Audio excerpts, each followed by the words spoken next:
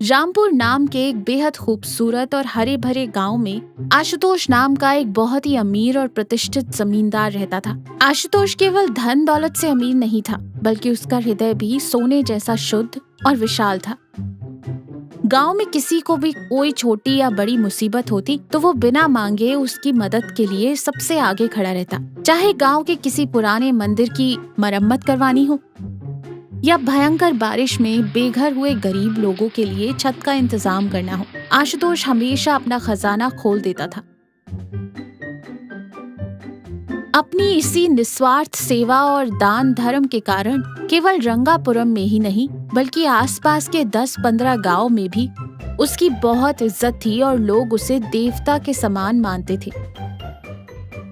उसी गांव के दूसरे कोने में लल्लू नाम का एक किसान भी रहता था। लल्लू सिर्फ नाम का ही किसान था, क्योंकि मेहनत और पसीने से उसका कोई वास्ता नहीं था। उसे काम करने में भारी आलस आता था।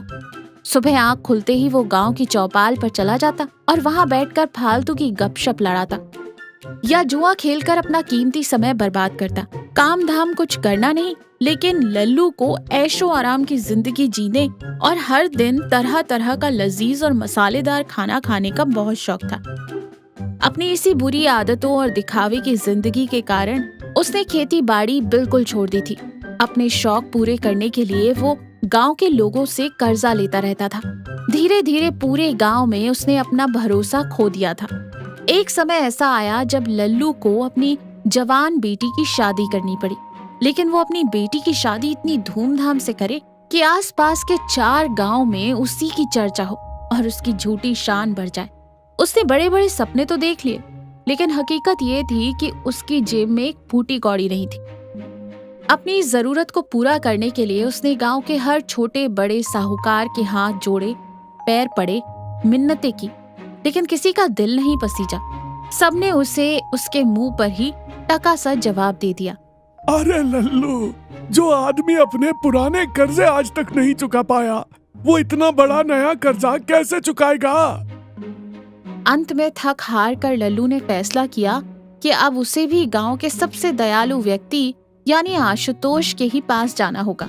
इसलिए उसे सीधे उनके घर जाकर पैसे मांगने में बहुत शर्म और घबराहट महसूस हो रही थी। एक दिन उसे पता चला कि आशुतोष अपने दूर वाले खेतों का मुआयना करने के लिए गए हैं। लल्लू मौका देखकर गांव के बाहर वाले रास्ते पर जाकर उनका इंतजार करने लगा। लल्लू वहां पहुंचा ही था कि अचानक मौसम ने एक बेहद डरावनी करवट ली।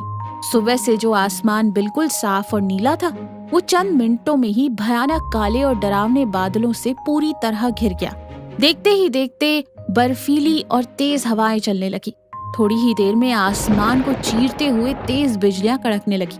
बादलों की गड़गड़ाहट से पूरी धरती कांपने लगी और मूसलाधार बारिश शुरू हो गई। बारिश इतनी तेज थी कि एक हाथ की दूरी पर खड़ा इंसान भी दिखाई नहीं दे रहा था। उस भयानक तूफान और बारिश से खुद को बचाने के लिए लल्लू जान बचाकर भागा। पास ही गांव के बाहर एक बहुत पुराना और विशाल बरगद का पेड़ था, जिसके नीचे ताड़ के पत्तों से बनी एक पुरानी और जर्जर झोपड़ी थी।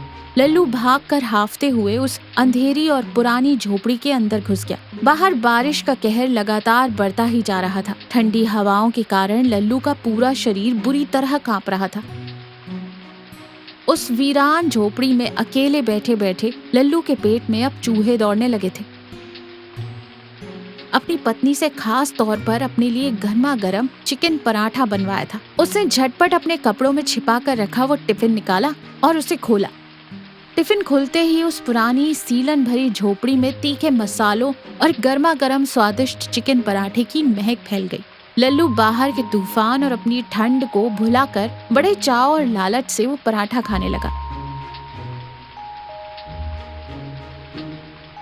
सत्ते पे सत्ता, उसी रास्ते से आशुतोष भी अपने खेतों से गांव की तरफ लौट रहे थे। वो भी इस अचानक हुई मूसलाधार बारिश में बुरी तरह भीग चुके थे। उनके कीमती कपड़े पानी से लथपथ हो गए थे। दूर दूर तक कोई पक्का मकान या दूसरा आसरा न देखकर आशुतोष भी दौड़ते हुए उसी बरगद के पेड़ के नीचे बनी उस पुरानी ताड़ की झोपड़ी में घुस गए। अंदर आते ही आशुतोष ने देखा कि गांव का सबसे आलसी आदमी लल्लू मजे से बैठकर चिकन पराठा उड़ा रहा है। आशुतोष को ठंड से कांपते और भीगते हुए अंदर आते देख लल्लू हड़बड़ा गया। राम राम आशुतोष जी, आहो भाग्य मेरे। सच कहूँ तो मैं आपसे ही मिलने के लिए इस खराब मौसम में निकला था, लेकिन इस भयानक तूफान और बारिश ने मुझे यहाँ फंसा दिया। लगता है मेरी किस्मत अच्छी है और भगवान ने खुद मेरे दुख दूर करने के लिए आपको साक्षात यहाँ भेज दिया है। राम राम लल्लू। हाँ, बारिश तो बहुत ही भयंकर है, तूफान रुकने का नाम ही नहीं ले रहा। पर तुम ये बताओ, इतने खराब मौसम में तुम मुझसे मिलने क्यों आना चाहते थे? ऐसी क्या बड़ी मुसीबत आन पड़ी है? लल्लू चेहरे पर झूठी लाचारी और आंखों में नकली आंसू लिए बोलता है। क्या बताऊं आशुतोष जी, मैंने अपनी इकलौती बेटी की शादी तय कर दी है, लेकिन मेरी किस्मत इतनी खराब है कि इस वक्त मेरे पास 1 रुपया भी नहीं है। मैं सुबह से पूरे गांव में सबके पैरों में गिर चुका हूं, पर किसी ने मेरी मदद नहीं की। अगर शादी रुक गई तो समाज में मेरी इज्जत मिट्टी में मिल जाएगी। अब आप ही मेरी आखिरी उम्मीद हैं। मुझे अपनी बेटी की शादी के लिए तुरंत 500 स्वर्ण मुद्राओं का कर्जा चाहिए। अगर आपने मना कर दिया तो आज एक गरीब बाप की इज्जत तार तार हो जाएगी। आशुतोष एक बहुत ही समझदार व्यक्ति था। वो लल्लू के बिगड़े हुए चरित्र और उसकी आदतों को अच्छी तरह जानते थे, लेकिन जब बात एक बेटी की शादी और एक पिता की लाचारी की आए तो उनका दयालु हृदय पिघल गया। उन्होंने सोचा कि किसी की पुरानी गलतियों की सजा उसकी मासूम बेटी को नहीं मिलनी चाहिए। उन्होंने अपने कंधे पर टंगी चमड़े की थैली खोली और बिना किसी झिझक के लल्लू के हाथों में थमा दी। ये लो लल्लू, इन पैसों से अपनी बेटी की शादी बिना किसी रुकावट के खुशी खुशी और धूमधाम से संपन्न करो। एक पिता होने के नाते अगर मैं एक बेटी के कन्यादान में काम ना आ सका तो मेरे इस धन का क्या फायदा? तुम आराम से शादी निपटा लो और जब तुम्हारे पास पैसे का इंतजाम हो जाए तब अपनी सहूलियत के हिसाब से मेरा यह कर्जा धीरे धीरे चुका देना। लल्लू आशुतोष के पैरों को छूने का नाटक करते हुए बोला। आशुतोष जी, आपने आज जो मुझ पर उपकार किया है उसका कर्ज मैं 7 जन्मों तक नहीं चुका पाऊंगा। मैं आपको वचन देता हूँ कि ठीक 1 साल बाद आपकी एक पाई सूद समेत आपको वापस करूंगा। और हाँ, चूंकि यहाँ कोई इंसान नहीं है, इसलिए आज हमारे इस लेन देन की गवाह यह पुरानी झोपड़ी और ये विशाल बरगद का पेड़ है। कुछ देर बाद जब बारिश का जोर थोड़ा कम हुआ तो लल्लू सोने के मुद्राओं से भरी थैली छाती से लगाए खुशी खुशी अपने घर की ओर दौड़ पड़ा। आशुतोष भी अपने घर चले गए। आशुतोष के दिए गए पैसों से लल्लू ने अपनी बेटी की शादी बहुत ही धूमधाम और दिखावे के साथ की और देखते ही देखते पूरा 1 साल बीत गया। इस 1 साल के दौरान लल्लू ने जानबूझकर आशुतोष के सामने पड़ने से हमेशा परहेज किया।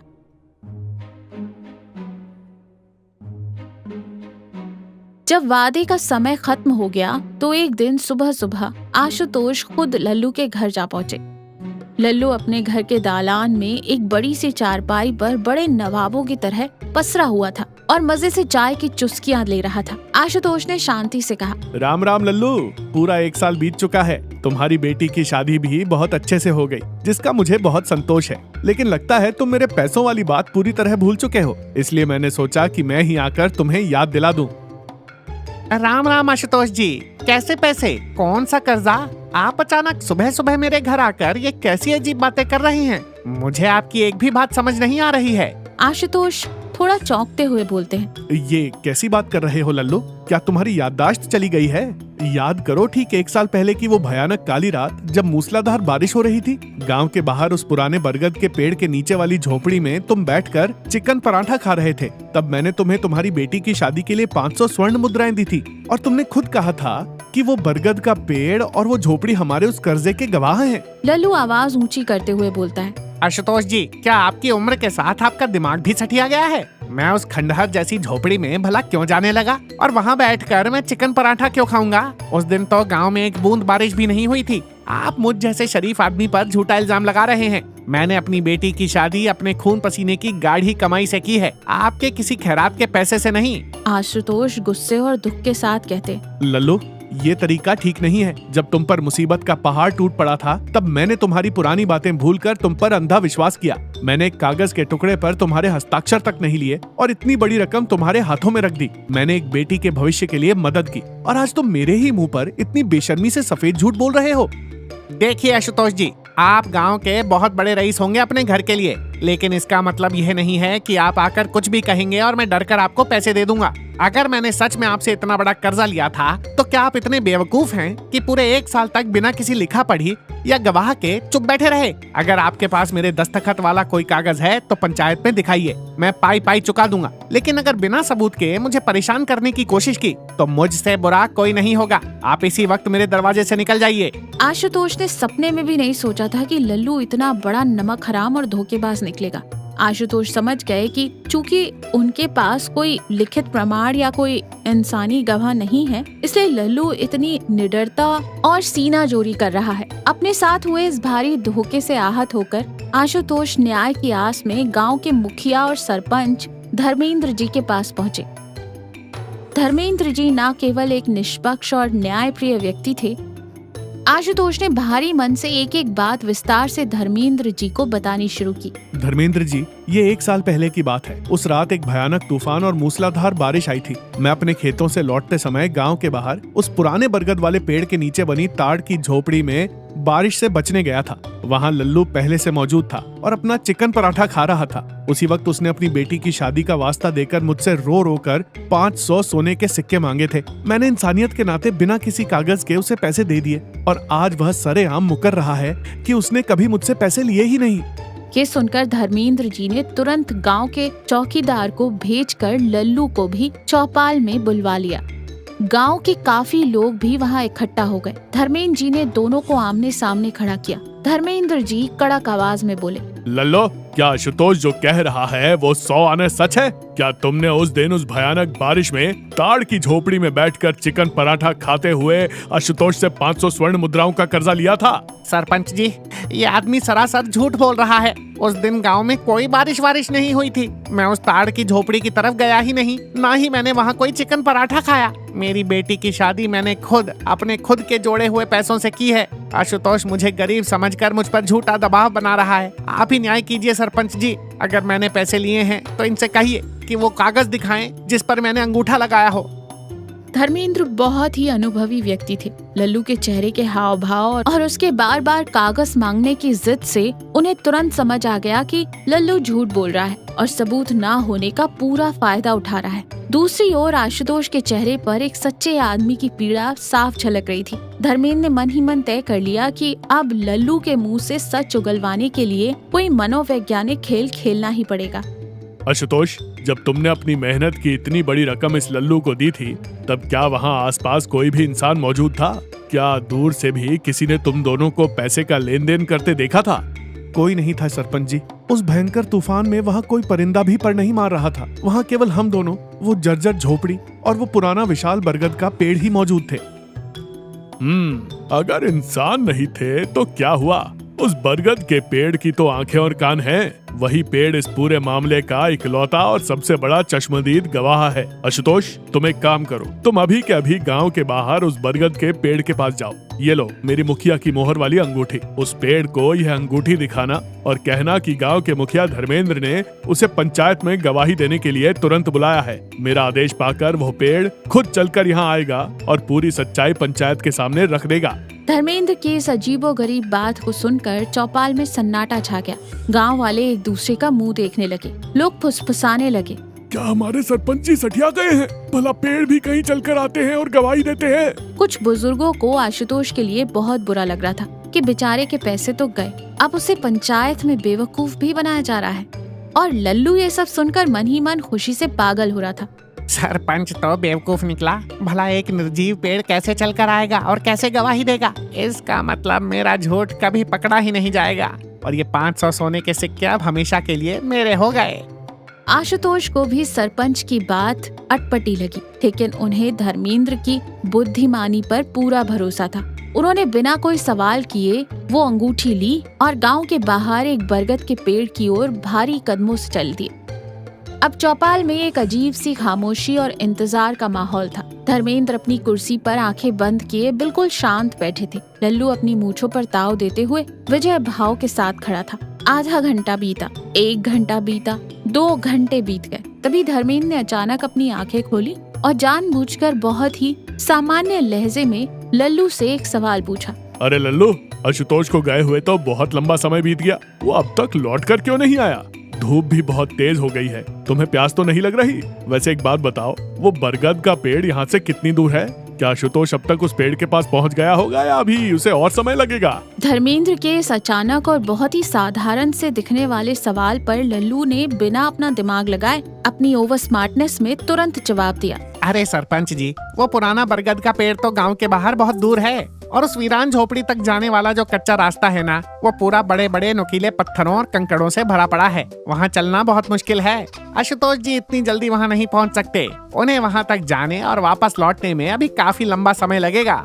लल्लू के मुंह से ये सब बात निकलते ही धर्मेंद्र के चेहरे पर एक शानदार और विजयी मुस्कान फैल गई।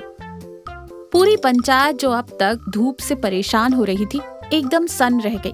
लल्लू को जैसे ही अपनी कही हुई बातों का एहसास हुआ, उसके पैरों तले से जमीन खिसक गई और उसने घबराहट में अपनी जीभ दांतों तले दबा ली। लल्लो, तुमने तो अपनी ही जीभ से अपना अपराध साबित कर दिया। अभी कुछ देर पहले तो तुम पंचायत के सामने कस्में खा रहे थे कि तुम उस दिन उस ताड़ की झोपड़ी की तरफ गए ही नहीं। तुमने कहा था कि तुमने वहाँ बैठकर कोई चिकन पराठा नहीं खाया। फिर तुम्हें कैसे मालूम कि वो बरगद का पेड़ और वो झोपड़ी गाँव से कितनी दूर है? और सबसे बड़ी बात, अगर तुम कभी उस रास्ते पर गए ही नहीं तो तुम्हें कैसे पता कि उस झोपड़ी तक जाने वाला रास्ता नुकीले पत्थरों और कंकड़ों से भरा है? इसका सीधा मतलब है कि आशुतोष का एक एक शब्द सच है और तुम एक नंबर के झूठे और धोखेबाज हो। धर्मेंद्र के इस तर्कपूर्ण वार के सामने लल्लू के पास बचाव का कोई रास्ता नहीं था। उसकी चोरी पकड़े जाने पर चेहरा एकदम कागज की तरह सफेद पड़ गया था। डर के मारे उसके घुटने कांपने लगे और उसके माथे से पसीना टपकने लगा।